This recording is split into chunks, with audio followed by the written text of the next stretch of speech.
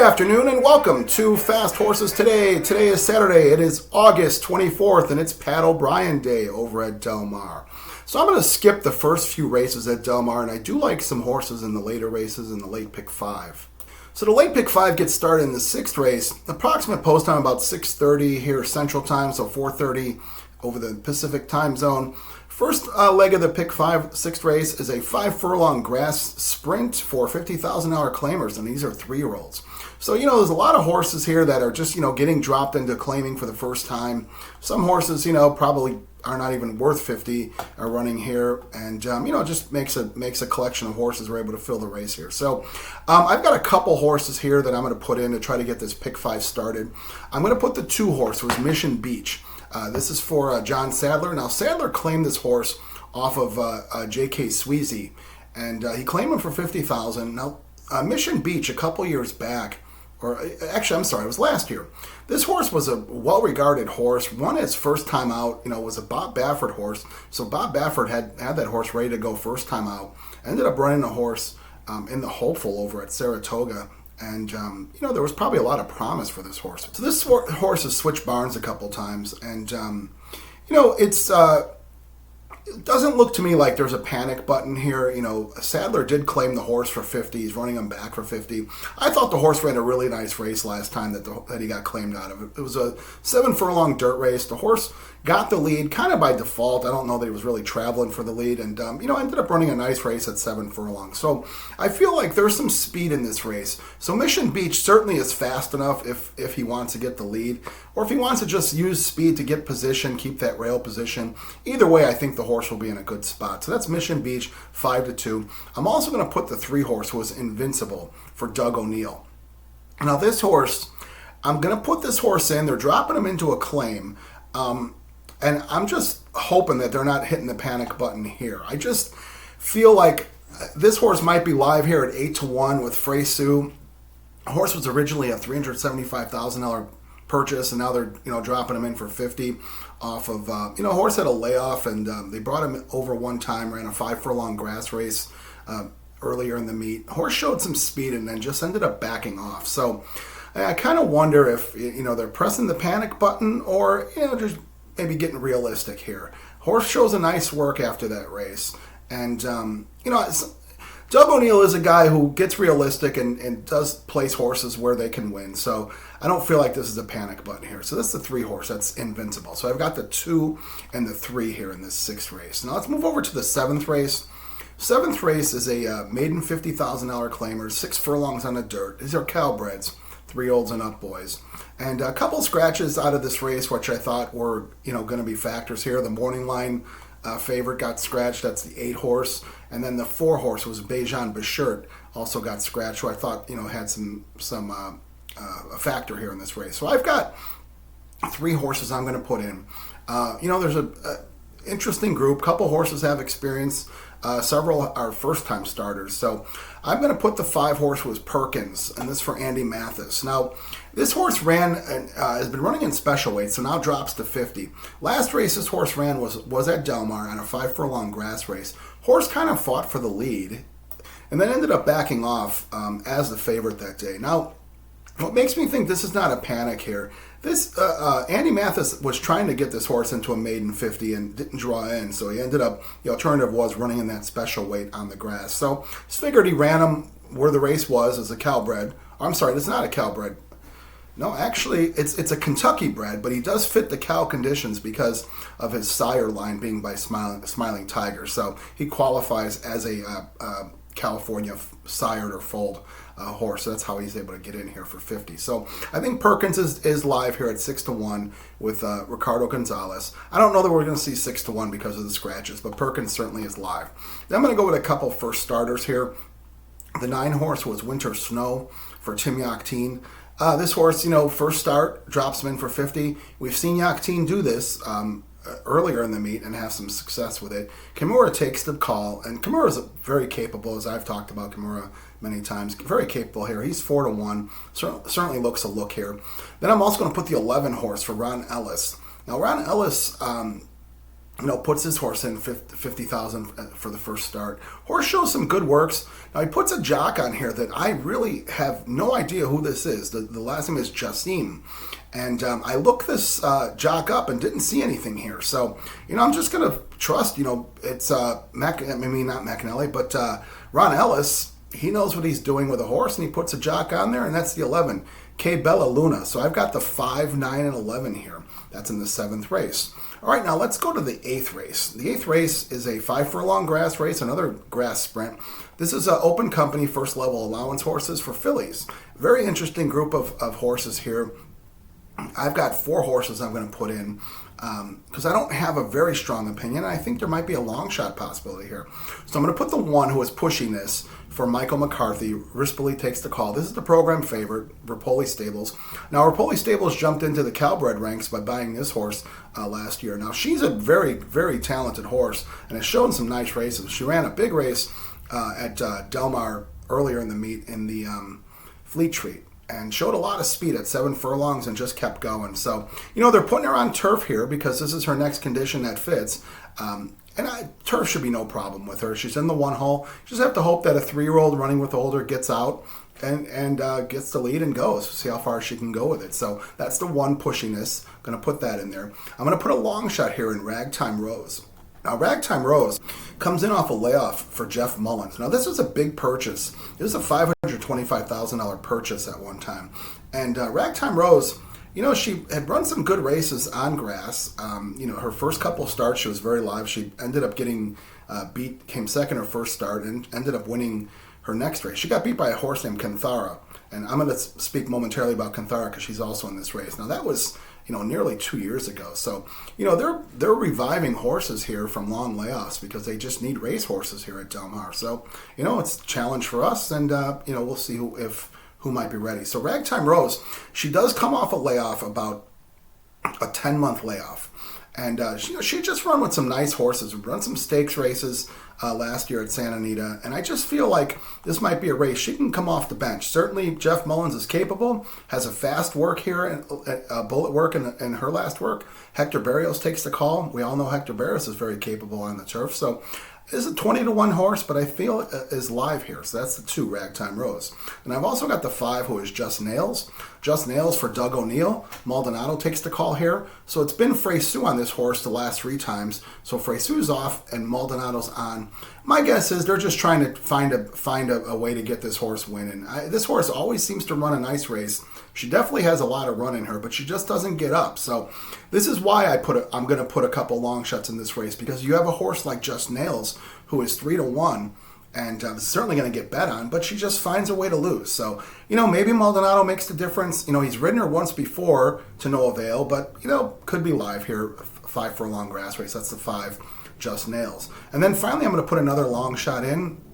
This is the 11, Canthara, who I mentioned a moment ago. Now, Canthara comes off a long layoff. This is for John Sheriffs. Coming out of the 11 hole, this horse is 20-1. But I feel like this horse has some class. As I mentioned, she did beat Ragtime Rose, who's a classy horse. Could be something good maybe this year. But this horse has had 2 starts. Obviously, something happened, in her last start, which was a win, because we haven't seen her since October of 22. But shows some nice works. And I've said it before. I don't have a problem with a horse coming off a layoff or a long layoff in a grass sprint. Good trainers seem to have them ready in these kind of situations. So I think, in a field that of a lot of horses that just doesn't like to win, this horse could upset here. That's the 11 horse, Canthara. So I've got the 1, 2, 5, and 11. All right, now let's go to the feature race here. This is the Pat O'Brien. It's a grade 2, 7 furlong race. And, we've got the big favorite here of the Chosen Vron. And there's no doubt, there's every reason why this horse is a favorite. He's 3-5 in the program. He's won 14 out of his last 15 starts. You don't see things like that too often. The only time he didn't win was when Elite Power showed up at the Breeders' Cup to beat him at Santa Anita. So Elite Power, certainly has beaten a lot of horses. So Chosen Vron certainly merits the 3-5 choice. I'm not going to single Chosen Vron. I'm going to put 3 horses in this race because, horses do, show up with not their best effort every so often. So, Chosen Vron, certainly nothing wrong there. I'm not going to knock them since that would be silly. But, I'm going to put 3 horses in here. It fits in the ticket that I'm going to play. And we'll see. If he wins, great. Nice to see a great horse like that run. And if he doesn't, hopefully I pick up the pieces with a couple of the horses I do have. So I'm going to put the 4 horse, who is Raging Torrent, for Doug O'Neill. This is a 3-year-old taking on Older. Now, Raging Torrent really found a home on the dirt over at Churchill Downs with a couple huge races. Now, we saw this horse earlier in California back in the winter, spring, running down the hill at Santa Anita up against King of Gosford. King of Gosford's a very nice horse, but O'Neill took this horse over in the springtime, later spring, took this horse over to Churchill Downs, and this horse just ran lights out in 2 races, running 2 huge buyers, 2 big-time wins, showing a lot of speed. Freysu was over there for those 2 wins. Freysu takes the call again. He won. They're both at 7 furlongs, which is a distance here. So this horse obviously likes 7 furlongs.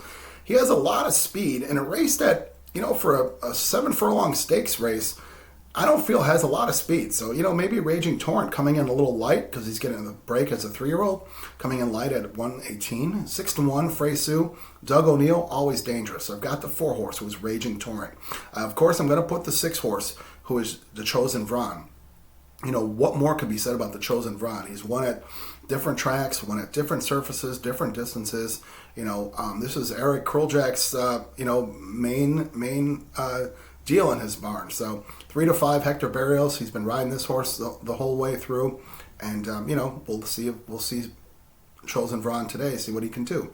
Then I've got the 7, who is Senor Buscador. Now, Senor Buscador, this horse, the light bulb somehow just went on last year after the Breeders' Cup Classic. So this horse ended up running a big race in the Cigar Mile, came second.